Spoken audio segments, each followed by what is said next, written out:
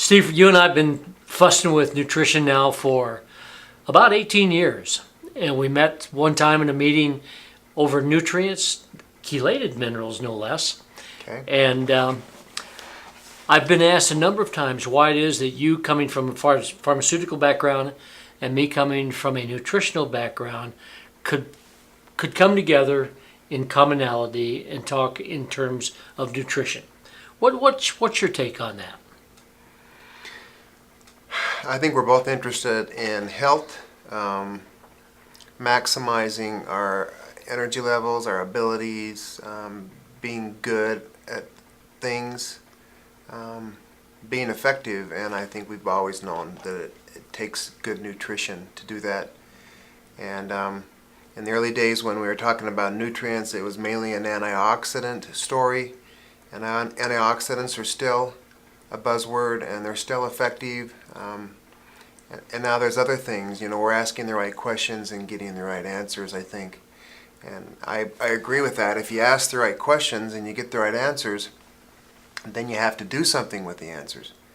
And the answers means putting something together that will benefit somebody's health. And I'm into that. I'm into being the best that I can be on any given day.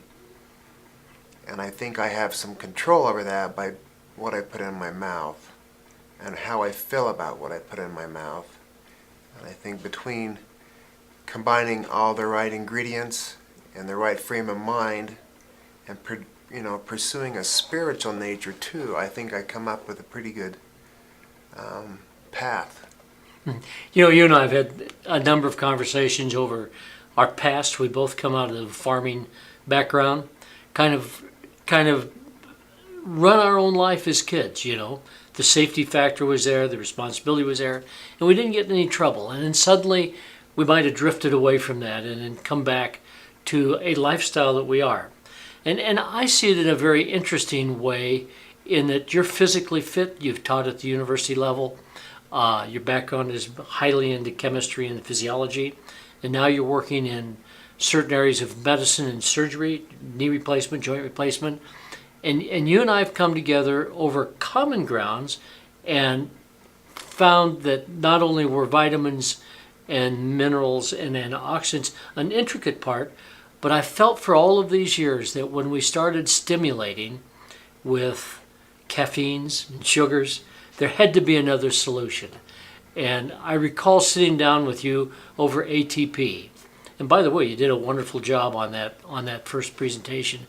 But I remember chatting with you and you asking me, well, is this particular product made outside of the mitochondria or is it made inside the mitochondria? And that's what triggered this whole thing now that we're dealing with Nefesh and the protein. What are your thoughts on that? Well, ATP is the currency that we use for energy. That's a fact. It's been a fact for many, many years. That's not questioned.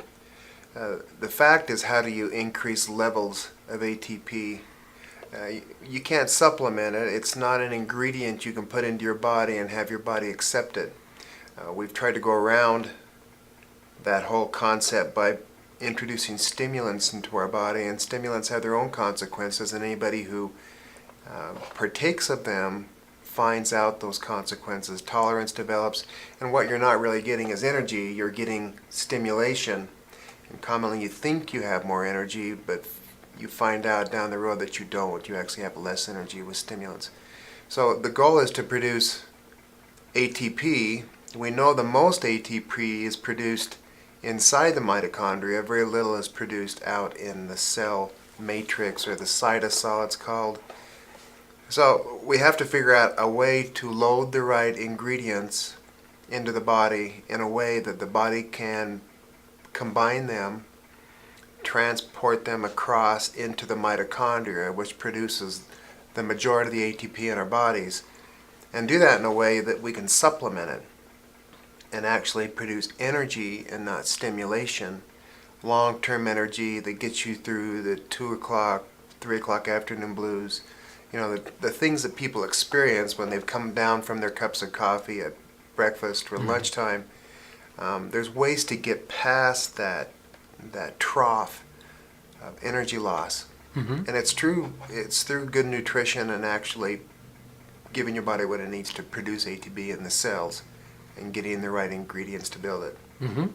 So when you and I began to chat about nitric oxide, Okay? which I believe is one of the most exciting finds, and both of us saw the biochemical passageway through arginine, and yet in a singular, isolated element, it had its shortcomings. So as we progressed into this thing, seeing that the ATP produced a certain amount of nitric oxide, it was perhaps maybe 2 or 3 hours at the most, because it is such a short-lived element. The introduction of the red beet.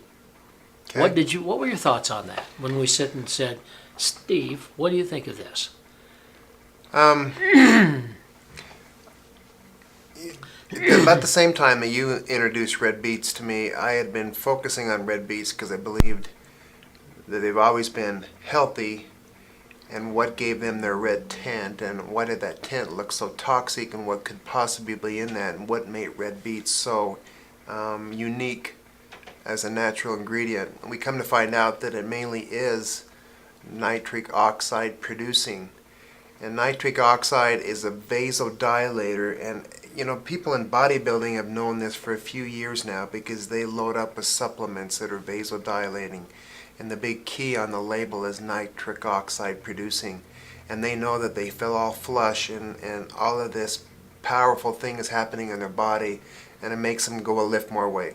So if we could do that on a smaller scale and not, bump up incredible amounts of nitric oxide in our body, but do it over the long-term effect, we're going to increase our blood vessels. They're going to open up. They're going to allow nutrients in. So if we increase nitric oxide production with something like beets, and we put in the right nutrients, the blood vessels will open up and deliver those nutrients, which are in the beets, and the vasodilation is also caused by the beets. So you're getting kind of a double punch from a beet. So here we are, and then all at once we come up with this sweet potato story.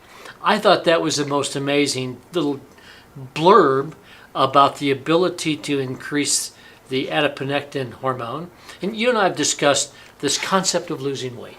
And we for years have said calories in, calories out, and we're still fat. So now we have a nation that has normalized obesity and the structural damage, not only externally that we do this to the skeletal system, but how about the visceral issues that we have in the organs with our attraction to sugars, which goes to fat, and then all at once here we have this sweet potato and the ability to increase the hormonal activity on one side and decrease the ghrelin on the other, which both dictate how we eat, and lower the glycemic index from a carbohydrate. And when we combine that with the combination of hemp hearts and the incredible type of protein that we're using, what were your thoughts when you and I started chatting about that? First of all, I can see that we're trying to increase carbohydrate usage, but good carbohydrates. We're trying to avoid simple sugars. We used to believe that a calorie was a calorie, and if it was a carbohydrate, it only had so many calories per gram, and so you're getting the most bang for your buck from an energy producing standpoint. But simple carbohydrates are just plain bad. They do a lot of bad things, and but complex carbohydrates found in sweet potatoes, found in beets, found in plant forms are not bad. They're actually good because they're steady and they're energy producing over the long haul. And they also don't spike your insulin, and they don't cause fat to be stored immediately and sugars to be stored immediately. They actually give you a long, gradual release of energy. But when it comes to yams, for example, and sweet potatoes, they have a bunch of ingredients that we're just finding out. Not only antioxidants, they're a very complex form of carbohydrate which your body uses very effectively for energy. They also have what you call adiponectin, which is a satiety hormone. That's also kind of a new term that we aren't so sure how we can supplement it, but there are foods that contain certain amounts of it. So maybe we're getting good carbs and we're not eating as many because we're satisfied earlier in our eating episode, so to speak. Well, you've told me 10,000 times, if you've told me once, that you like to teach. And now all at once we're in a position to take this information through the internet, through the social media. Do you see that as an advantage for us who would like to talk to people about some pretty technical stuff? But to me, this is all about performance. It's all about long-term performance.